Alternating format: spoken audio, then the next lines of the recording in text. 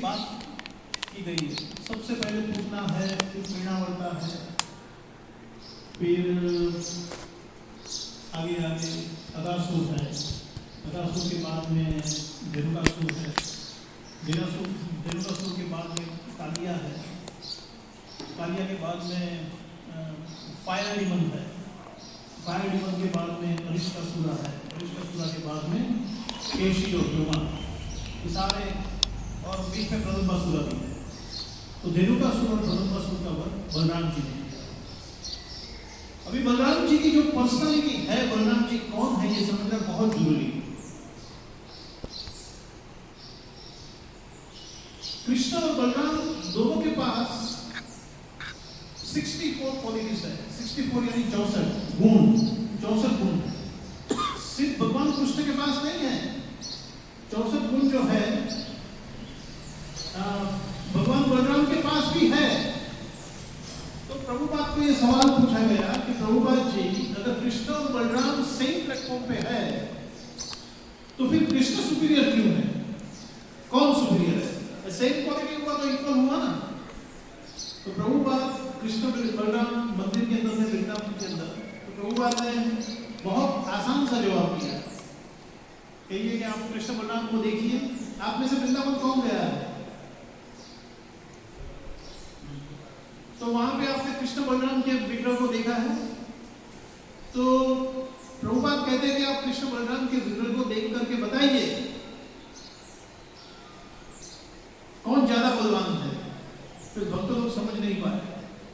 तो प्रभुपाद ने कहा कि बलराम जी जो है अपना हाथ कृष्ण के ये इसको क्या बोलते हैं, खंबा, सोल्जर के ऊपर रखे हुए हैं। सो बलराम को भी कृष्ण का सपोर्ट चाहिए, इसके लिए कृष्ण बलराम से ज्यादा बलवान है। मत पर परम नान्यत किंचित अस्ति धनंजय, वो धनंजय, मेरे से ऊपर कोई सत्य नहीं है। तो भगवान श्री कृष्ण का जो स्वरूप जो है, जो गोलोक वृंदावन के अंदर हाथ में मुरली लिए हुए भगवान खड़े हुए हैं त्रिभंग रूप के अंदर, वो स्वरूप को कहा जाता है स्वयं रूपा। स्वयं रूपा का मतलब ये है कि जो स्वरूप स्वयं के ऊपर आधारित है। भगवान श्री कृष्ण का स्वरूप जो है वो किसी स्वरूप के वजह से नहीं है, वो खुद की वजह से ही अपना स्वरूप है। इसके लिए उनका नाम है स्वयं रूपा। तो ये स्वयं रूपा स्वरूप किसी और का नहीं हो सकता, सिर्फ भगवान कृष्ण का ही हो सकता। तो बाकी के जो सारे स्वरूप जो है वो ये स्वयं रूपा से प्रकट हुए हैं। तो बाकी के सारे जो स्वरूप जो है उसको कहते हैं तद एकात्म रूप। तद मीन्स हिस, उसका। एकात्म मीन्स भगवान के साथ जो एक है ऐसा, और रूप यानी स्वरूप। तो बाकी के सारे स्वरूप जो है वो तद एकात्म रूप है, और भगवान का स्वरूप जो है वो स्वयं रूपा है। तो बलराम जी का जो स्वरूप जो है वो तद एकात्म रूपा का सबसे प्रथम स्वरूप है। 64 क्वालिटीज है। फिर बलराम जी और कृष्ण के अंदर और एक भेद है, वो क्या है, कोई बता सकता है? One more difference between the form of Krishna and the form of Balaram. Yes. Yes. We'll actually come to that point. One is Swayam Bhagavan, another is Sevya. Yes, Krishna is a supreme personality of Godhead. लेकिन Balram is a supreme personality of survivorship. जो भगवान की सेवा कैसे करनी ये सिखाते हैं, तो ये बलराम जी सिखाते हैं। इसके लिए बलराम जी को कहते हैं आदि गुरु। गुरु का सिर्फ एक ही काम है, सेवा करना, सिखाना। ये गुरु इसलिए आते हैं कि हमको दिव्य ज्ञान देते हैं। ये दिव्य ज्ञान हमें क्यों देते हैं? ताकि हम समझे कि हम कौन हैं, हमारा भगवान के साथ क्या रिश्ता है, और वो रिश्ता को हम कैसे जागरूक कर सकते हैं। तो ये जो सेवा का भाव जो है वो बलराम स्वयं खुद आदि गुरु बनकर के सिखाते हैं। Very good point. सो जब भी भगवान खुद भक्त का स्वरूप लेकर के चैतन्य लीला करते हैं तो बलराम जी क्या बन जाते हैं? नित्यानंदा। और नित्यानंद और Haridas Thakur are the first preachers, वो हमारे सबसे पहले प्रीचर है। Very good point. और क्या फर्क है भगवान के स्वरूप में और बलराम जी के स्वरूप में?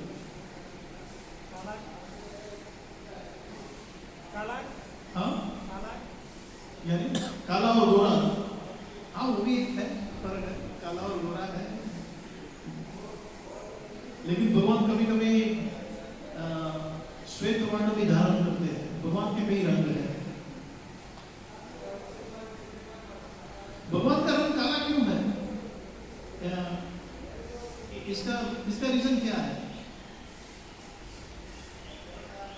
अगर सारे कलर को आप एक साथ मिला दोगे ना, सारे कलर को, तो वो कलर ब्लैक हो जाएगा।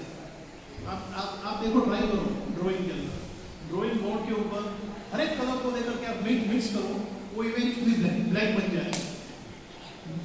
Because Krishna is the source of all the colors. The color of Krishna, the color that the Krishna takes is the source of all the colors. So Krishna is black. This is one reason given by the Acharyas. जहां तक कि ये स्वरूप का जो वेद है, स्वयं रूपा और एकात्म रूपा, राइट? इसमें स्वयं रूप ऐसा स्वरूप है जो एक साथ एक ही समय पे अलग अलग जगह पे मैनिफेस्ट हो सकता है। समझ रहे ना? एक साथ एक ही समय पे अलग अलग जगह पे वो स्वरूप मैनिफेस्ट हो सकता है। एग्जाम्पल क्या है? एक साथ एक ही समय पे एक ही स्वरूप simultaneously manifest at the same time. Dwarka Leela, yes, Vasudev Krishna का ये स्वरूप है, करेक्ट। और दूसरा एग्जाम्पल रासलीला, करेक्ट। सो भगवान श्री कृष्ण का ये स्वरूप जो कि रासलीला के अंदर हम देखते हैं त्रिभंगा, उससे स्वयं रूपा माना जाता है। समझ रहे हो? क्योंकि रासलीला में भगवान राधा रानी के साथ नहीं खड़े हैं। रासलीला जब भी होती है तो हर एक गोपी के साथ भगवान का ये स्वरूप है। हम यहाँ पे देखते हैं भगवान राधा रानी के साथ खड़े हैं, ये वास्तव में वृंदावन का स्वरूप है। लेकिन रासलीला का जो स्वरूप है, जिसमें वो हर एक गोपी के साथ भगवान एक ही स्वरूप के अंदर प्रकट हुए, ये नहीं कि राधा रानी का स्वरूप अलग है, वो ही स्वरूप हर एक गोपी के साथ है। ये है स्वयं रूपा। और ये ही स्वयं रूपा की क्वालिटी वासुदेव कृष्ण द्वारका के अंदर मैनिफेस्ट करते हैं। तो वासुदेव कृष्ण भी स्वयं रूपा है।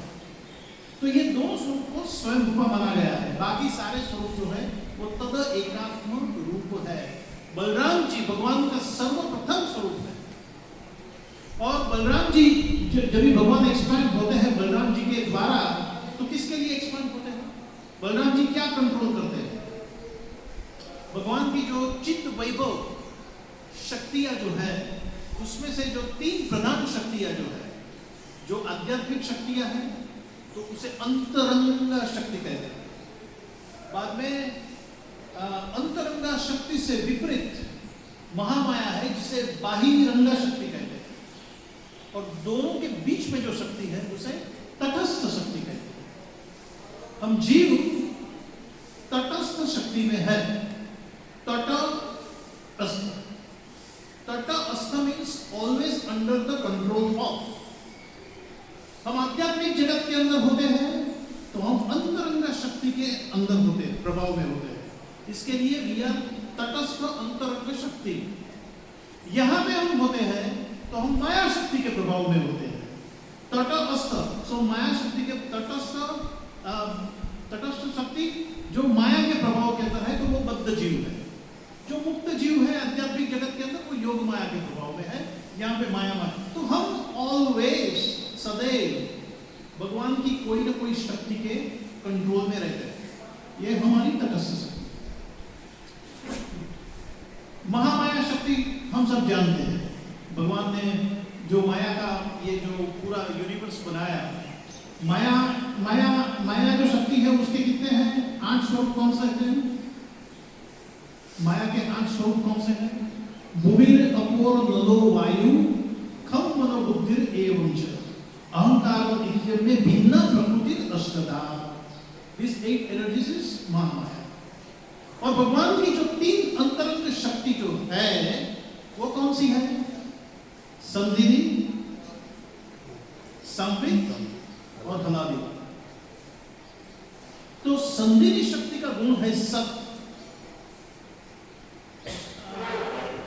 सांबिक शक्ति का गुण है चित्त और हलादिनी शक्ति का गुण है आनंद, सत चित्त आनंद। तो ये संधिनी शक्ति जो है वो कंट्रोल करने के लिए भगवान एक्सपांड होते हैं। हिंदी में क्या बोलते हैं एक्सपांशन को?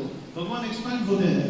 तो वो जो स्वरूप, जो बलराम जी का स्वरूप जो है वो संधिनी शक्ति को, वो संधिनी शक्ति को मैनिफेस्ट करता है और मैनिफेस्ट करके संधिनी शक्ति को वो कंट्रोल करता है। ये बलराम जी का तत्व स्वरूप है। इज अ कंट्रोलर ऑफ संधिनी पोटेंशियल। हिंदी समझ में आ रही है? सब मिक्स बोलते हैं। दूसरी बलराम जी की एक विशिष्ट खासियत है जो किसी भी भक्त में नहीं है। एक तो बता दिया supreme personality of survival. Balram एक ऐसे भगवान के भक्त है जो भगवान के, जो गोलोक वृंदावन के अंदर भगवान की जो सेवा जो है भक्त 5 रस के अंदर करते हैं। कौन से 5 रस है? शांत रस, दास्य रस, साक्ष्य रस, वात्सल्य रस और माधुर्य रस। ये 5 रस के अंदर भगवान के विविध भक्त जो है वो भगवान की सेवा करते हैं गोलोक वृंदावन। नंद और यशोदा वात्सल्य रस के प्रधान सेवक है। साक्ष्य रूप के अंदर श्रीदामा जो राधा रानी का भाई है वो प्रधान स्वरूप में माना गया है श्रीदामा। माधुर्य रस के अंदर सर्वकांता शिरोमणि श्रीमती राधा रानी है और अष्टसखी है। दास्य रस के अंदर तो बहुत सारे भक्त हैं। दास्य रस के अंदर तो बहुत सारे भक्त हैं। ये दास्य रस के बारे में आपको एक्चुअली पता है? ये दास्य रस के अंदर भी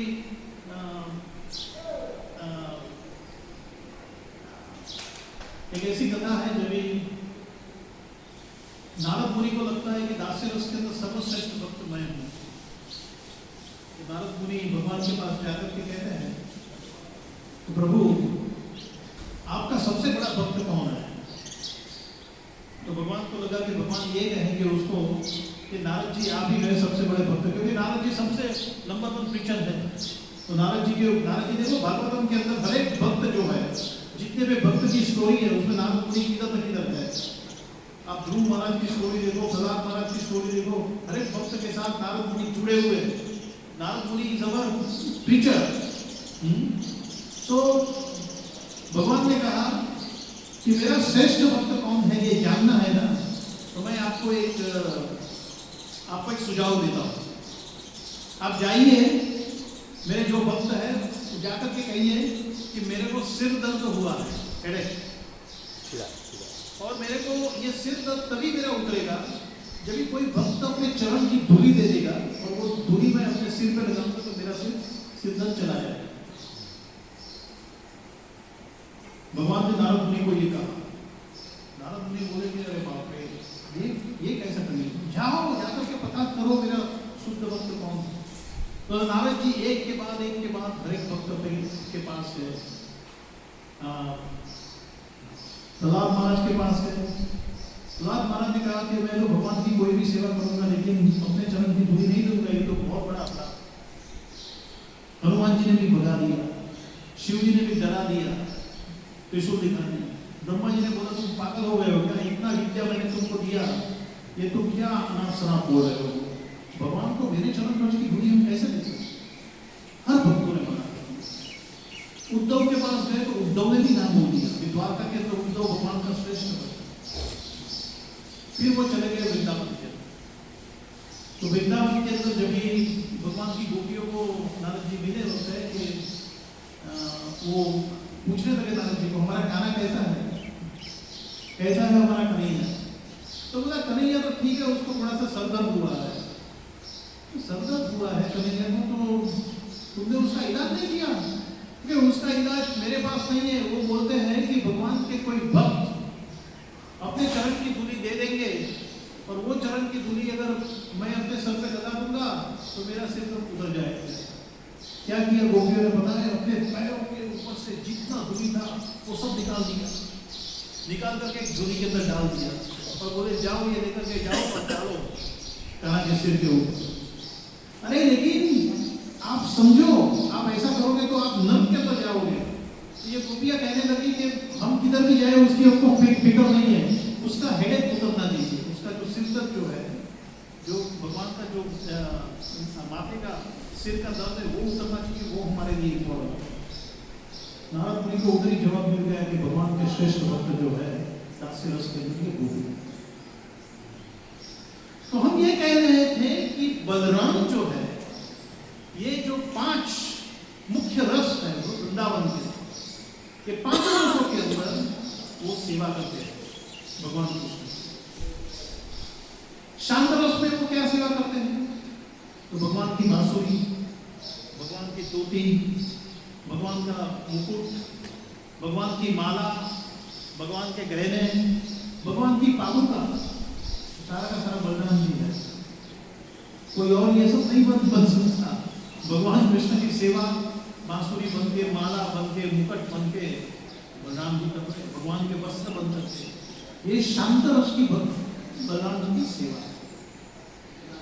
साख्य रस के अंदर सब सखाओं के साथ वृंदावन के अंदर ये चैप्टर के अंदर ये जो है ना अध्याय, ये स्कंद का ये जो अध्याय जो है 15वां अध्याय है ना, इसके अंदर डिस्क्रिप्शन है कि भगवान कैसे सखाओं के साथ वृंदावन के फॉरेस्ट के अंदर खेल रहे हैं। इसमें बलराम जी ने वात्सल्य रस का भी दिखाया है। कैसे दिखाया है? यही चैप्टर में आता है कि बलराम जी खेलते खेलते एक भक्त के गोद में अपना सिर वो भक्त की जान के ऊपर रख करके सो गए। जैसा कि भगवान ने ये देखा कि ये सोए हुए हैं, भगवान कृष्ण ने वहां पे जाकर के बलराम जी के पैर दबाए और बलराम जी ने ये करने दिया, क्योंकि तभी वात्सल्य रस में क्या होता है? बड़ा भाई ये सोचता है कि छोटे भाई को मेरी सेवा करनी चाहिए, तो एक अपराध है, एक तरीके से अपराध है कि भगवान पैर दबा रहे हैं। लेकिन भगवान को बलराम जी की सेवा करने के अंदर जो आनंद आता है, वो आनंद देने के लिए बलराम जी ये रस को भी स्वीकार करते हैं, वात्सल्य रस को भी स्वीकार करते हैं। वास्तव में ये सुप्रीम पर्सनालिटी ऑफ सर्वाइवरशिप, ये मात्र सेवा ही करते हैं। लेकिन जो भी सेवा भगवान को आनंद देती है वो सेवा करने में जरा भी झिझक नहीं अनुभव। तो उनको पता है कि कृष्ण को ये चाहिए, कृष्ण भी मेरी सेवा करना चाहता है, तो वो एक मित्र की गोद में जाकर के लेट गए और उसने भगवान ने वहां पे आकर के बलराम जी के पैर दबा दिए। ये वात्सल्य रस है। बड़े भैया है ना, उनको डांट भी देते हैं। जब भी मिट्टी खाई थी तभी दाऊ जी ने बहुत डांटा, तो बोला कि अभी ये तो बंद नहीं करेगा ना मिट्टी खाना, तो मैं यशोदा मैया को बता दूंगा। तो डांटते हैं। माता कहती है कि देखो तुम बड़े भाई हो, हम लोग तो वन के अंदर नहीं आ सकते, ये सिर्फ अकेला है, इसकी रक्षा आपको करनी है। तो भगवान की रक्षा करने के लिए वहां पे जाते हैं। दास्य रस कैसे मैनिफेस्ट करते हैं? पूरा वृंदावन धाम जो है, जो संजीवनी शक्ति से, योग माया संजीवनी शक्ति से बना हुआ है, ये बलराम की दास्य रस के अंदर भगवान के लिए सेवा। तो वृंदावन का बहुत सुंदर वर्णन है। और सबसे ऊपर माधुर्य रस। बलराम जी कैसे माधुर्य रस के अंदर? बलराम जी तो पुरुष के भाव में है, पुरुष के, तो वो कैसे माधुर्य रस में भगवान की सेवा करते हैं? Any idea? माधुर्य रस के अंदर, रासलीला के अंदर किसी भी पुरुष को अलाउड नहीं, समझते हैं? कोई भी पुरुष वहां पे अलाउड नहीं। राधा कुंड के अंदर भगवान के साथ सिर्फ 2 सखा जा सकते हैं, एक श्री रामा जा सकता है और दूसरा मधुकुंदन जा सकता है, तीसरा कोई सखा भी अलाउड नहीं। शिव जी वृंदा देवी की कृपा से कुसुम सरोवर में बात लेकर के बाहर आए तो उनका बहुत सुंदर स्वरूप हो गया और वो रासलीला के अंदर पार्ट लेने के लिए वहां पे गए, तो इतनी सुंदर गोपी को पहले कभी भी किसी ने देखा नहीं था। तो सारी गोपियां शिव जी के आगमन पे आ गई और उससे पूछने लगी, ए तू कौन से गांव से है, तेरा नाम क्या है, तेरा पति कौन है, तुझे कितने बच्चे हैं, ये सब शुरू हो गया। माता जी का संवाद होता है ना, जब एक माता जी दूसरी माता जी को मिलती है तो पूछती है ना, तो सारी गोपियां देख करके इतनी सुंदर गोपी कहां से। फिर किसी ने जाकर के राधा रानी को बोला, भगवान समझ गए कि शिव जी आए हैं, वो रासलीला के अंदर प्रवेश करना चाहते। तो राधा रानी को लेकर के राधा रानी बोलती, चलो चलो बहुत अच्छी गोपी आई है, मैं आपको मिला भी। तो भगवान को पकड़ करके लेके आई वहां। अभी शिव जी रासलीला के अंदर नहीं आए, वो वहां पे गेट पे ही खड़े थे। फिर राधा रानी भी बोली कि इतनी सुंदर गोपी, लेकिन शिव जी के गले के अंदर जो संकर्षण थे ना, सांप, वो सांप ऐसे के ऐसे ही थे। तो भगवान ने देखा कि राधा रानी तुम इसे ध्यान से देखो, ये गोपी नहीं है, ये गोपेश्वर है, ये गोपियों के ईश्वर है। गोपी के ईश्वर ये साक्षात शिव जी है। संकर्षण किसके गले के अंदर है, ये इसका प्रूफ है कि ये गोपेश्वर। और ये आप लोगों को आशीर्वाद देने के लिए आए हैं। और शिव जी को कहा कि आप अंदर नहीं आ सकते, आई एम सॉरी, आपको भी अलाउड नहीं है, आप यहाँ पे रहो। और रासलीला की जो रासलीला का एरिना जो है, रासलीला की स्थली है, उसकी रक्षा करो। आप रासलीला के क्षेत्रपाल बनो। तो वृंदावन के अंदर आप जानते हैं ना, 4 क्षेत्रपाल, मथुरा के अंदर भूतेश्वर, गोवर्धन के अंदर चक्रेश्वर, बाद में बाकी के सारे वनों के अंदर काम्यवन के अंदर कामेश्वर, और वृंदावन के अंदर गोपेश्वर। तो भगवान की रासलीला जो वृंदावन के अंदर होती है, वहां पे शिव जी का स्वरूप है गोपेश्वर। तो शिव जी ने ट्राई किया, शिव जी भी रासलीला में नहीं जा सकते, लेकिन बलराम पुरुष होते हुए भी चले गए। कैसे चले गए? बलराम ने कौन सा ऐसा स्वरूप धारण किया? बलराम भगवान को माधुर्य रस के अंदर सर्व करने के लिए, उनकी सेवा करने के लिए जो स्वरूप लेते हैं, उसका नाम है अनंत मंजरी। अनंत मंजरी जो है वो राधा रानी की छोटी बहन है, और वो राधा कुंड के अंदर अनंत मंजरी नाम का एक कुंड है। और अनंत मंजरी इतनी सेवा करती है, इतनी सेवा करती है कि गोपीनाथ के बाजू में जनरली भगवान का जो स्वरूप है राधा कृष्ण मां, इसमें राधा रानी कहाँ पे होती है? भगवान की बाईं ओर होती है, क्योंकि हलादिनी शक्ति वहां से प्रकट हुई है, यहाँ से संधिनी शक्ति हुई है। संवित शक्ति, चित्त वैभव शक्ति भगवान के पास है, और हलादिनी शक्ति राधा रानी के पास है। तो Radha Rani is on the left side of Krishna, but Radha Kund के अंदर जो गोपीनाथ के दर्शन है, उसमें राधा रानी ने अपना स्थान अनंत मंजरी को दिया होगा। So Anant Manjari is on the left side, Radha Rani is on the right side. समझ रहे हैं? अनंत मंजरी जो है वो भगवान बलराम का गोपी का स्वरूप है, जो भगवान की सेवा माधुर्य भाव के अंदर वो कर रहे हैं। सो बलराम एक ही भक्त है जो 5 रास के अंदर, 5 मुख्य 5 रस तत्वों के अंदर भगवान श्री कृष्ण की सेवा करते हैं। सो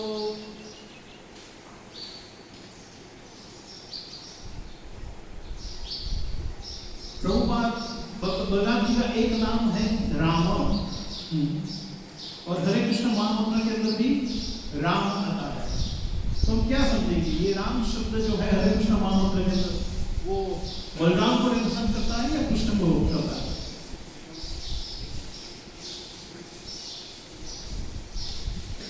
वास्तव में कृष्ण को करता है रिप्रेजेंट, लेकिन वो बलराम की एक ऐसी शक्ति है जो विशिष्ट रूप से आनंद देती है। तो ये जो है हरे कृष्ण महामंत्र के अंदर जो राम शब्द जो है, तो हमको एक ये प्रचार करते करते अमेरिका में थे, तो शिकागो के अंदर ऐसे ही बोल दिया आप क्लास दे दो। तो अभी क्लास की शुरुआत करें उसके पहले वहाँ पे एक अमेरिकन भक्त था, वो भी भक्त नहीं बना था, मैं अमेरिकन भक्त ने हमको कहा कि आपके गुरु श्रील प्रभुपाद ने एक किताब लिखा है, चैंट एंड बी हैप्पी। हरे कृष्ण महामंत्र जप करो तो आप आनंद में रहोगे। तो ये कैसे पॉसिबल है? चैंटिंग करने से आनंद कैसे आ सकता है? हमारे अमेरिका के अंदर तो अगर बैंक अकाउंट में $1 मिलियन है,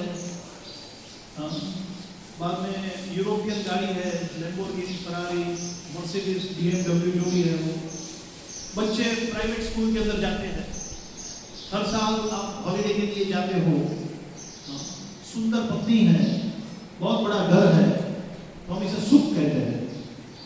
ये चैंटिंग से सुख कैसे होगा? ऐसा सवाल पूछती है। अभी हमको तो पता भी नहीं था क्लास में क्या बोलने का। ऐसे ही जाकर के बैठे थे, किसी ने ऐसा बॉम्ब मार दिया, तो बोले ये प्रभुपाद ने ये किताब कैसे लिख दिया, चैंट एंड बी हैप्पी। ये मैं नहीं मानता चैंट एंड बी हैप्पी का कैसे होता है। यहाँ पे भगवान का ये राम शब्द जो है वो समझ लेना है। मैंने सिंपल सा उत्तर उसको ये दिया, हरे कृष्ण महामंत्र जो है, किसी भक्त ने कहा था कि हरे कृष्ण महामंत्र के ऊपर भी आप बोलिए, इसके लिए भी हरे कृष्ण महामंत्र के ऊपर थोड़ा बोलेंगे। सो हरे कृष्ण महामंत्र के अंदर कितने शब्द हैं? कितने शब्द हैं?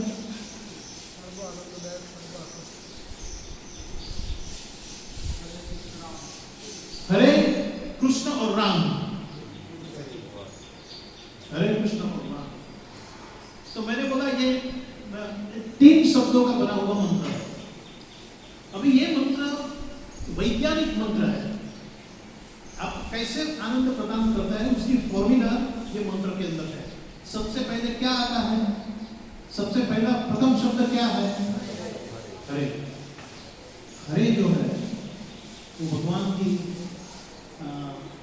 की जो शक्ति जो है, श्रीमती राधा रानी, वास्तव में भगवान का नाम हरि है।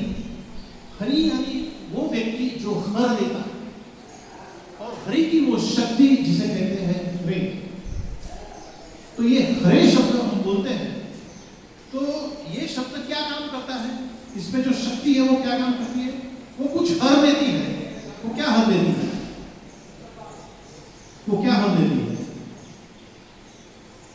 आपकी जो भी काम, वासना, इच्छाएं जिसकी आपको जरूरत नहीं है, ऐसी इच्छाएं ये शब्द के प्रभाव से जो है वो नष्ट हो जाती है।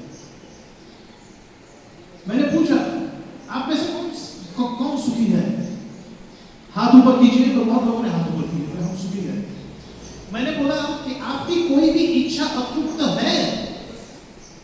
अगर आपकी कोई भी इच्छा अतृप्त है तो हाथ ऊपर कीजिए। तो सब लोगों ने बोला कि हाँ मेरी कोई ना कोई इच्छा तो अतृप्त है। तो अगर आपकी एक भी इच्छा अतृप्त है तो आप अपने आप को सुखी कैसे मान सकते हो? अगर आपकी कोई काम, वासना, इच्छा, आकांक्षा अतृप्त है तो आप कैसे अपने आप को सुखी मान सकते हो? आपकी किसी की भी सारी इच्छाएं पूर्ण नहीं हुई, करेक्ट? तो ये हरे शब्द क्या करता है कि आपकी जो इच्छा, जो आपको अगर आप पूर्ण करोगे तो आपको दुख देगी और आनंद नहीं देगी, ऐसी इच्छा जिसकी आपको कोई आवश्यकता नहीं है, ऐसी इच्छाओं को ये हरे शब्द नष्ट कर देता है। तो सब लोग समझने लगे, हाँ हरे शब्द का ये प्रभाव है। कृष्ण शब्द क्या करता है? कृष्ण का अर्थ क्या है? कृष्ण का शब्द ये है Krishna. Krishna means all attractive, एकदम सब में कोई आकर्षित है तो कृष्ण है तो कृष्ण। और न means reservoir of all pleasure, जो सबके साथ रेसिप्रोकेट कर सकता है, आदान प्रदान कर सकता है। अगर कोई डीमन आएगा तो डीमन के साथ भी भगवान आदान प्रदान करेंगे उसके भाव। तो ऐसी एक ही व्यक्ति है पूरे ब्रह्मांड के अंदर, पूरे क्रिएशन के अंदर, कि जो सबसे सुंदर है और सबके साथ आदान प्रदान करने के लिए सक्षम है। तो यह है कृष्ण। तो एट्रैक्टिव, कृष्ण एट्रैक्टिव। जब भी आपकी इच्छाएं नष्ट हो जाती है तभी आपको कृष्ण के प्रति आकर्षण होता है, क्योंकि कृष्ण ऑल अट्रैक्टिव है। जब तक आपकी इच्छाएं हैं तब तक आपको आकर्षण नहीं होगा। तो हरे शब्द क्या करता है? इच्छाओं को मिटा देता है। फिर कृष्ण वो आपको आकर्षित करता है, आपके जीवन में गुरुओं को भेजते हैं, आपको भगवान के बारे में ज्ञान प्राप्त होगा। आप भक्तों के साथ मिलकर के यू डेवलप ऑस्पिशियस क्वालिटीज, और आपको भगवान के प्रति रुचि, आकर्षण पैदा होता है। तो हम क्या करते हैं? मैंने वहाँ पे अमेरिका में पूछा कि आपका फेवरेट पर्सनालिटी कौन है, तो तभी माइकल जॉर्डन बास्केटबॉल का प्लेयर था, तो माइकल जॉर्डन फेवरेट प्लेयर है। तो माइकल जॉर्डन कौन से शूज पहनता है? तो नाइक के शूज पहनता है। तो माइकल जॉर्डन जो कंपनी का टी शर्ट पहनेगा, जो कंपनी का शूज पहनेगा, वही कंपनी का शूज टी शर्ट हम पहनेंगे। वो क्यों उनको मिलियंस ऑफ डॉलर्स क्यों देते हैं एडवर्टाइजमेंट में? क्योंकि इतने फैंस है, जो माइकल जॉर्डन ने आकर्षित किए हुए इतने फैंस है। तो नाइक की कंपनी क्या करती है? उसको कॉन्ट्रैक्ट करके साइन करवाती है, उनका मॉडल बना देती है, और सारे लोग जो माइकल जॉर्डन ने नाइक के दिया तो हम भी नाइक के देंगे। तो मैंने बोला कि जैसे हम भगवान के प्रति आकर्षित होते हैं, तो भगवान कैसे वस्त्र पहनते हैं, ऐसे वस्त्र हम पहनते हैं। भगवान धोती पहनते हैं तो हम धोती पहनते हैं। राधा रानी साड़ी पहनती है तो माताएं क्या पहनती है? साड़ी पहनती है। भगवान तिलक करते हैं तो हम तिलक करते हैं। तो हम, क्योंकि हमारा स्वरूप भगवान के रूप में दिया गया है, हम भगवान के जैसा ही वेश को धारण करते हैं। ये नहीं हम मोर पीस लगा रहे हैं, ये सब हम नहीं कर सकते। लेकिन हम धोती पहनते हैं, हम कंठी माला पहनते हैं, हम तिलक करते हैं, हम शिखा रखते हैं, क्योंकि हमको भगवान के प्रति आकर्षण हुआ है। तो ये दूसरा शब्द है जो लाइट गया है, नहीं है। ये दूसरा शब्द कृष्ण जो है वो आपको भगवान के प्रति आकर्षण पैदा करवाता है। हरे कृष्ण महामंत्र में जाप करने के बाद में कुछ दिनों के अंदर भगवान के लिए भाव प्रकट होता है, इच्छाएं नष्ट हो जाती है, भगवान के लिए भाव होता है। और फिर जब हम भगवान के भाव प्रकट होने के बाद में जब हम उनकी भक्ति करते हैं तो भगवान हमारे साथ आदान प्रदान करते हैं। वो शब्द है राम। तो ये राम शब्द जो है, ये एक बलराम जी की एक विशिष्ट स्ट्रेंथ है। ये जो राम शब्द जो है, जो हमें आनंद देता है भक्ति का। तो अब समझ में आया कि हरे कृष्ण महामंत्र चैंट करने से हम सुखी कैसे होते हैं। हरे शब्द का प्रभाव है